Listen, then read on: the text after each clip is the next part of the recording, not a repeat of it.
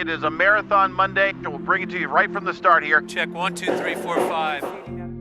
There is something about the spirit of the city of Boston and the resolve of the survivors and the commitment of the institutions in the city to make sure that the city was taken care of. I remember being very aware and very touched by how the city clearly came together and rallied together to capture these two criminals, but also to support themselves so much after the bombings. We came to Boston to tell a story which honors those who were affected, and we were humbled and very thankful for the way they opened up to us and became partners in ensuring the story was told in a very authentic way. We're very fortunate to have many members of the Boston community with us on set as consultants. It's such a sensitive subject matter, and Boston is such a small place. Everybody knows somebody that was directly affected. Pete cares. He wants to tell the story of these heroes, and he's committed to getting it right. He got it in an instant. Just find the humanity in the story and treat it honestly. And that's why real people are in this movie.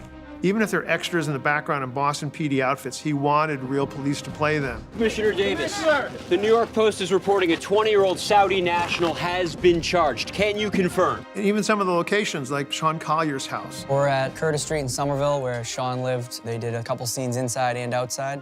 They had pink walls. I went, we should paint these, don't you think? And he goes, no, I want it exactly the way it was. The other big one was, we called it the Henneberry House. I had the opportunity to come and see the set of my house, and it's perfect. And Mark Wahlberg, this is his city. He felt a deep obligation to make sure that the movie treated the city with respect. The truth matters in a situation like this. If we wanted to make a movie that involved all these folks, they needed to know that we were paying extraordinary attention to the facts. Pete is so concerned about making sure everything's factual, and that's great for us. We spent so much time with the survivor community, time with each of the families who lost a loved one. There were a lot of heroes that day. There were a lot of heroes in the days immediately after, in uniform and out. Pete portrays that very well. 7716, control, I'll take it on my way home. Jeff has been very, very helpful. He's available to be a real consultant on the movie. They didn't fictionalize a lot of it. I don't want to see a lot of stuff in the movie that didn't happen.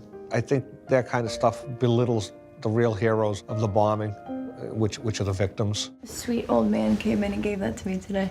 We're all trying so hard to tell their story with as much sensitivity and respect, because it is something that we don't and will never understand. And I think they've been so incredibly generous and courageous to share that with us. I was so impressed with his commitment to getting it right that I signed on to it. This is one of the big reasons why I wanted to do it, just the spirit of Boston and to do right by the victims and the people who were hurt.